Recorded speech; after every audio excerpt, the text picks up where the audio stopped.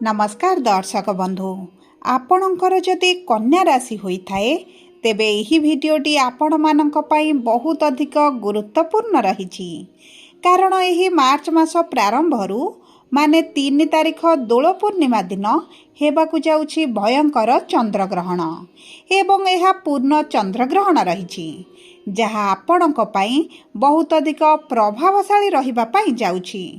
देखंतु दीर्घ 139 वर्ष परे हेबाकु जाउछि ग्रस्तोदय चंद्रग्रहण एवं एही ग्रहणर प्रभावटी समस्त 12टी जाक राशि उपरे रहिबा पई जाउछि। सेथिमध्यरु 6टी राशि उपरे बहुत अधिक शुभ प्रभाव रहिबो एवं 6टी राशि उपरे बहुत खराब प्रभाव पड़िबा पाई जाउछि कारण एही चंद्रग्रहण परे ग्रह मानक गोचर रे आसीबो बड़ परिवर्तन। तेणु करी आपणक पाई एही चंद्रग्रहणटी शुभ ना अशुभ प्रभाव पकाइबो एवं केउ क्षेत्र रे अधिक हानि पहुंचाइबो एवं केते दिन पर्यंत एहार प्रभाव आपणक जीवन रे रहिबो एवं सबुठारु बड़ कथा हैला केउ दिग प्रति अधिक सावधान रहिबे एही भिडियो रे विस्तृत भाव रे आलोचना करिबा।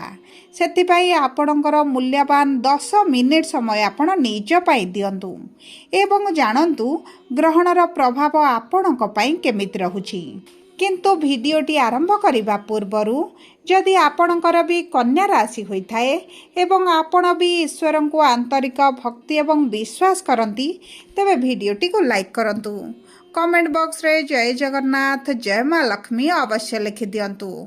ता सहित आम सह जोगाजोग करिबा पाई वीडियोर मध्य भाग रे एक व्हाट्सएप नंबर टी दिया जाइछि जो नंबर साहाय्य रे आपण आम सह जोगाजोग करी निजर नूतन कुंडली प्रस्तुत करि परिबे कुंडली विश्लेषण कराई परिबे किंबा आपणकर चाकरी विवाह व्यवसाय प्रेम संपर्क शिक्षा स्वास्थ्य को नहीं किछि समस्या रहिछि तार सहजरे एवं स्वल्प मूल्य रे समाधान करि परिबे।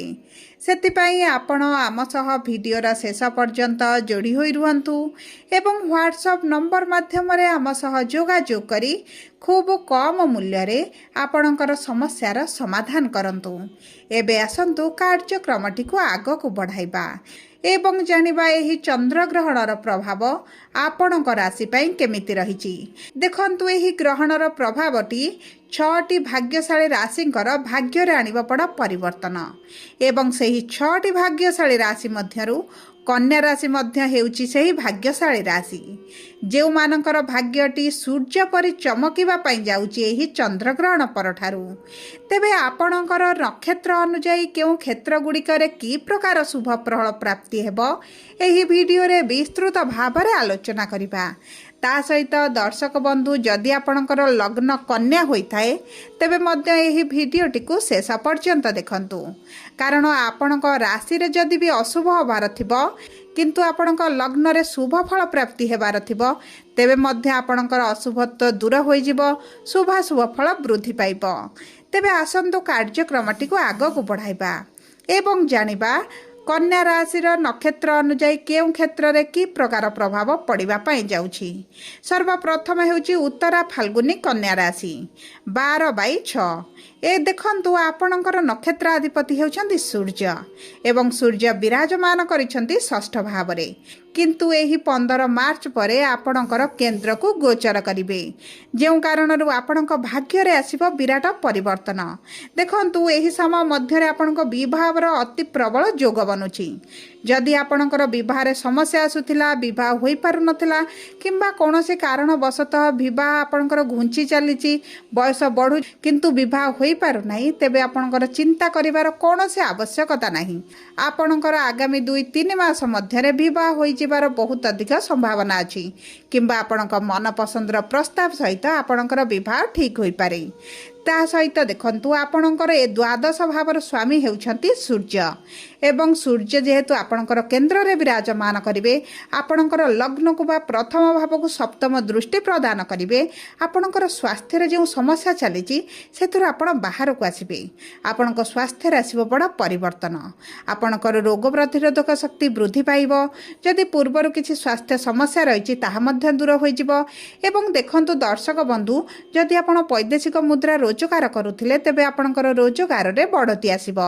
ତା ସହିତ ଯଦି ଆପଣ ବିଦେଶ ଯିବାକୁ ଚାହୁଁଥିଲେ କିମ୍ବା ଘରଠାରୁ ଦୂରରେ ରହି କିଛି ଶିକ୍ଷା ପ୍ରାପ୍ତି କରିବା ପାଇଁ ଚାହୁଁଥିଲେ, କିଛି କର୍ମ ସନ୍ଧାନରେ ରହିଥିଲେ, ତେବେ ମଧ୍ୟ ଆପଣଙ୍କର ସେହି ସମସ୍ୟା ଗୁଡ଼ିକ ଦୂର ହୋଇଯିବ।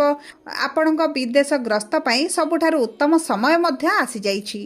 ଏବେ ଆସନ୍ତୁ ଜାଣିବା ହସ୍ତା କନ୍ୟା ରାଶିର ବ୍ୟକ୍ତିବିଶେଷଙ୍କର ଏହି ଗ୍ରହଣ ପରଠାରୁ ଆଗାମୀ 2 ମାସ ପର୍ଯ୍ୟନ୍ତ କିଭଳି ରହିବ। ଦେଖନ୍ତୁ, ଆପଣଙ୍କର ନକ୍ଷତ୍ରାଧିପତି ହେଉଛନ୍ତି ଚନ୍ଦ୍ରମା ଏବଂ ଚନ୍ଦ୍ରମା ହେଉଛନ୍ତି ଆପଣଙ୍କର ଲାଭାଧିପତି। ଆପଣଙ୍କର ପ୍ରଫିଟ୍ର ଭାବ, ଆପଣଙ୍କର ମନସ୍କାମନା ଇଚ୍ଛାବୃତ୍ତିର ଗୃହର ସ୍ୱାମୀ ହେଉଛନ୍ତି ଚନ୍ଦ୍ରମା। ଏହି ଚନ୍ଦ୍ରଗ୍ରହଣ ପରେ ଆପଣଙ୍କର କିଛି ନା କିଛି ତ ଅଭିଳାଷ ନିଶ୍ଚିତ ଭାବରେ ପୂରଣ ହୋଇଯିବ। ଆପଣଙ୍କ ରୋଜଗାରରେ ଉନ୍ନତି ଦେଖିବେ, ଆପଣଙ୍କର ପ୍ରମୋସନ୍ ହୋଇପାରେ, ଆପଣଙ୍କ ସାଲାରୀରେ ବୃଦ୍ଧି ହୋଇପାରେ କିମ୍ବା ଆପଣ ନୂତନ ବ୍ୟବସାୟ ଯଦି କରିବା ପାଇଁ ଚାହୁଁଥିଲେ ତାହା ମଧ୍ୟ ଆପଣ ଆରମ୍ଭ କରିପାରନ୍ତି। ଯଦି ଆପଣ ନୂତନ ଚାକିରିର ସନ୍ଧାନରେ ଅଛନ୍ତି ତେବେ ଆପଣଙ୍କର ଚାକିରି ମଧ୍ୟ ପ୍ରାପ୍ତ ହୋଇପାରେ। ତା ସହିତ ଦେଖନ୍ତୁ, କର୍ମକ୍ଷେତ୍ରରେ ଆପଣଙ୍କର ମାନ ସମ୍ମାନ ବୃଦ୍ଧି ହେବା ସହିତ ଆପଣଙ୍କୁ ସମ୍ମାନିତ କରାଯାଇପାରେ, ଆପଣଙ୍କ କର୍ମକୁ ସମ୍ମାନିତ କରାଯାଇପାରେ ଏବଂ ଆପଣଙ୍କର ଯେଉଁ ଶତ୍ରୁମାନେ ରହିଛନ୍ତି, ସମସ୍ୟା ସୃଷ୍ଟି କରୁଛନ୍ତି, ସେମାନେ ମଧ୍ୟ ଆପଣଙ୍କ ଠାରୁ ଦୂରତା ବନାଇବା ଆରମ୍ଭ କରିବେ। ଏବଂ ସବୁଠାରୁ ବଡ଼ କଥା ହେଲା, ଆପଣଙ୍କର ଯେଉଁ ଅର୍ଥର ସମସ୍ୟାଟି ରହିଛି ତାହା ଆପଣଙ୍କର ଧୀରେ ଧୀରେ ଦୂର ହେବା ଆରମ୍ଭ ହେବ। ଆପଣ ସାଇଟ୍ରେ କିଛି ରୋଜଗାର କରିପାରନ୍ତି, ଏକ୍ସଟ୍ରା ଡ୍ୟୁଟି କରିପାରନ୍ତି, ଏକ୍ସଟ୍ରା କାମ କରିପାରନ୍ତି, ଯେଉଁ କାରଣରୁ ଆପଣଙ୍କର ଆର୍ଥିକ ସ୍ଥିତି ଧୀରେ ଧୀରେ ମଜବୁତ ହେବା ଆରମ୍ଭ କରିବ। ଏବଂ ତା ସହିତ ଆପଣଙ୍କର ଅର୍ଥକୁ କେନ୍ଦ୍ର କରି ଯେଉଁ ସବୁ ସମସ୍ୟା ଗୁଡ଼ିକ ପରିବାର ମଧ୍ୟରେ ଚାଲିଛି ତାହା ମଧ୍ୟ ଆପଣଙ୍କର ଦୂର ହୋଇଯିବ। ଏବେ ଆସନ୍ତୁ ଜାଣିବା ଚିତ୍ରା କନ୍ୟା ରାଶିର ବ୍ୟକ୍ତିବିଶେଷଙ୍କର ଏହି ଚନ୍ଦ୍ରଗ୍ରହଣ ପରଠାରୁ ଆଗାମୀ 2 ମାସ କିଭଳି ରହିବ। ଦେଖନ୍ତୁ, ଆପଣଙ୍କର ନକ୍ଷତ୍ରାଧିପତି ହେଉଛନ୍ତି ମଙ୍ଗଳ ଏବଂ ମଙ୍ଗଳ ଆପଣଙ୍କର ଅଷ୍ଟମ ଭାବ ଏବଂ ତୃତୀୟ ଭାବର ସ୍ୱାମୀ ଅଟନ୍ତି। ମଙ୍ଗଳ ଆପଣଙ୍କର କେନ୍ଦ୍ରରେ ଗୋଚର କରି ଆପଣ ଅନଲାଇନ୍ ରିଲେଟେଡ୍ ଯଦି କିଛି କାର୍ଯ୍ୟ କରୁଛନ୍ତି, ସୋସିଆଲ ମିଡ଼ିଆରେ ଅଛନ୍ତି, ଇନଫ୍ଲୁଏନ୍ସର ଅଛନ୍ତି, ଏକ୍ସପୋର୍ଟ ଇମ୍ପୋର୍ଟରେ ବ୍ୟବସାୟ କରୁଛନ୍ତି, ଯାତାୟାତ ବ୍ୟବସାୟ କରୁଛନ୍ତି, ଟିଚରସିପ୍ ଅଛନ୍ତି, ତେବେ ଆପଣଙ୍କ ପାଇଁ ତ ବହୁତ ଅଧିକ ଶୁଭ ଫଳ ପ୍ରାପ୍ତି ହେବ। ରୋଜଗାରରେ ବଢ଼ତି ହେବ, ଆପଣଙ୍କ ମାନ ସମ୍ମାନ ବୃଦ୍ଧି ପାଇବ, ବ୍ୟବସାୟର ନୂତନ ମାର୍ଗ ଆପଣଙ୍କୁ ମିଳିଯିବ। ଦେଖନ୍ତୁ, ଆପଣମାନଙ୍କର ଭାଗ୍ୟ ଆପଣଙ୍କ ସାଥ ଦେବା ଆରମ୍ଭ କରିବ, ଯେଉଁ କାରଣରୁ ଆପଣଙ୍କର ଆର୍ଥିକ ସ୍ଥିତି ମଜବୁତ ମଧ୍ୟ ହୋଇଯିବ। ତା ସହିତ ଆପଣ ନୂତନ ଭାବରେ ଯଦି ଏହିସବୁ କ୍ଷେତ୍ରରେ କ୍ୟାରିୟର ଆରମ୍ଭ କରିବା ପାଇଁ ଚାହୁଁଛନ୍ତି ତେବେ ମଧ୍ୟ ଆପଣଙ୍କ ପାଇଁ ଅତି ଉତ୍ତମ ରହିବ। ତା ସହିତ ଦେଖନ୍ତୁ, ଯେହେତୁ ଅଷ୍ଟମ ଭାବର ସ୍ୱାମୀ ମଙ୍ଗଳ ଅଟନ୍ତି, ଆପଣଙ୍କୁ ଅଚାନକ କିଛିଟା ଧନ ପ୍ରାପ୍ତି ମଧ୍ୟ ହୋଇପାରେ। ତା ସହିତ ଯଦି ଆପଣଙ୍କର ପୈତୃକ ସମ୍ପତ୍ତିକୁ ନେଇ କିଛି ସମସ୍ୟା ଚାଲିଛି, ବାଦ ବିବାଦ ଭଳି ପରିସ୍ଥିତି ଚାଲିଛି, ସେଥିରୁ ଆପଣ ବାହାରକୁ ଆସିବା ପାଇଁ ଯାଉଛନ୍ତି, ଆପଣଙ୍କ ପ୍ରାପ୍ୟ ଆପଣଙ୍କୁ ପ୍ରାପ୍ତ ହେବ। କିମ୍ବା ଆପଣ ଯଦି ଉଚ୍ଚଶିକ୍ଷା କରିବା ପାଇଁ ଚାହୁଁଥିଲେ ତେବେ ମଧ୍ୟ ଆପଣ ଉଚ୍ଚଶିକ୍ଷା କରିପାରନ୍ତି। ଆପଣଙ୍କର ଅଭିଳାଷ ନିଶ୍ଚିତ ଭାବରେ ପୂରଣ ହୋଇଯିବ। ଯଦି ଆପଣ ବିଦ୍ୟାର୍ଥୀ ଅଛନ୍ତି ତେବେ ଆପଣଙ୍କ ବିଦ୍ୟା କ୍ଷେତ୍ରରେ ଆପଣ ଶୁଭ ଫଳ ପ୍ରାପ୍ତି କରିବେ। ଯଦି ଆପଣ ପ୍ରେମ ସମ୍ପର୍କରେ ଅଛନ୍ତି, ପ୍ରେମ ବିବାହ କରିବା ପାଇଁ ଚାହୁଁଛନ୍ତି, ତେବେ ମଧ୍ୟ ଆପଣଙ୍କ ପାଇଁ ବହୁତ ଭଲ ସମୟ ରହିଛି।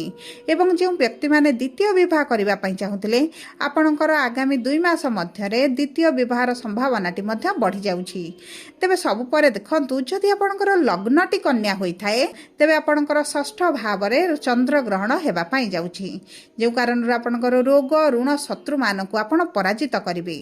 ଆପଣଙ୍କର ପୂର୍ବରୁ ଯଦି ସ୍ୱାସ୍ଥ୍ୟ ସମସ୍ୟା ଅଛି ତାହା ଦୂର ହୋଇଯିବ। ଏବଂ ଦେଖନ୍ତୁ, ଆପଣଙ୍କ କର୍ମକ୍ଷେତ୍ର ହେଉ, ଆପଣଙ୍କ ପଡ଼ୋଶୀ ହୁଅନ୍ତୁ, ପରିବାର ମଧ୍ୟରେ ଯେଉଁ ସବୁ ଗୁପ୍ତ ଶତ୍ରୁମାନେ ଅଛନ୍ତି ଆପଣ ଚିହ୍ନଟ କରିବେ ଏବଂ ସେମାନଙ୍କ ଠାରୁ ଦୂରତା ବନ୍ଧ ବନାଇବା ଆରମ୍ଭ କରିବେ। ଏବଂ ଯଦି ଆପଣଙ୍କର କିଛି କାର୍ଯ୍ୟ ପାଇଁ ଅର୍ଥର ଆବଶ୍ୟକତା ରହିଛି, ଆପଣ ଲୋନ୍ ଚାହୁଁଥିଲେ, ଆପଣ ଇନଭେଷ୍ଟର ଖୋଜୁଥିଲେ, ତେବେ ମଧ୍ୟ ଏହିସବୁ କ୍ଷେତ୍ରରେ ଆପଣଙ୍କୁ ସଫଳତା ପ୍ରାପ୍ତି ହେବ। ଆପଣଙ୍କ ସ୍ୱାସ୍ଥ୍ୟର ପରିବର୍ତ୍ତନ ଆସିବା ସହିତ ଆପଣଙ୍କ କ୍ୟାରିୟରରେ ମଧ୍ୟ ଗ୍ରୋଥ ଦେଖିବେ। ସବୁ ପରେ ଅଶୁଭତ୍ୱକୁ ଦୂର କରିବା ପାଇଁ, ଶୁଭାଶୁଭ ଫଳକୁ ଦ୍ୱିଗୁଣିତ କରିବା ପାଇଁ ଆପଣ ଏହି ଚନ୍ଦ୍ରଗ୍ରହଣ ସମୟରେ ବିଷ୍ଣୁଙ୍କର ସହସ୍ରନାମ ପାଠ କରନ୍ତୁ କିମ୍ବା ଓಂ ନମଃ ଶିବାୟ ମନ୍ତ୍ର ଜପ କରନ୍ତୁ। ତା ସହିତ ଚନ୍ଦ୍ରଗ୍ରହଣର ପରଦିନ ସୂର୍ଯ୍ୟଙ୍କୁ ଅର୍ପଣ କରୁଥିବା ଜଳରେ କିଛିଟା ଧଳା ପୁଷ୍ପ ମିଶାଇ ସୂର୍ଯ୍ୟଙ୍କୁ ଅର୍ପଣ କରନ୍ତୁ। ଆଦିତ୍ୟ ହୃଦୟ ସ୍ରୋତ ପାଠ କରନ୍ତୁ ଏବଂ ଚେଷ୍ଟା କରନ୍ତୁ ମହାଦେବଙ୍କ ମନ୍ଦିରରେ ପୂଜାର୍ଚ୍ଚନା କରିବା ପାଇଁ। ପ୍ରତିଦିନ ଓಂ ନମଃ ଶିବାୟ ମନ୍ତ୍ର 27 ଥର ପାଠ କରିବା ପାଇଁ ଏବଂ ହନୁମାନ ଚାଳିଶା ପାଠ କରନ୍ତୁ। ଆଗାମୀ 2 ମାସ ପର୍ଯ୍ୟନ୍ତ ଆପଣ ତ ନିଶ୍ଚିତ ଭାବରେ ପାଠ କରିଲେ ଆପଣଙ୍କୁ ଶୁଭ ଫଳ ପ୍ରାପ୍ତି ହେବ। ଯଦି ଆପଣଙ୍କର କନ୍ୟା ରାଶି ହୋଇଥାଏ, ଭିଡ଼ିଓଟି କିଭଳି ଲାଗିଲା କମେଣ୍ଟ ବକ୍ସରେ ଲେଖି ଜଣାନ୍ତୁ। ଯଦି ଆପଣଙ୍କ ପ୍ରିୟଜନଙ୍କର କନ୍ୟା ରାଶି ହୋଇଥାଏ, ଭିଡ଼ିଓଟି ତାଙ୍କ ସହିତ ସେୟାର କରନ୍ତୁ। ଧନ୍ୟବାଦ।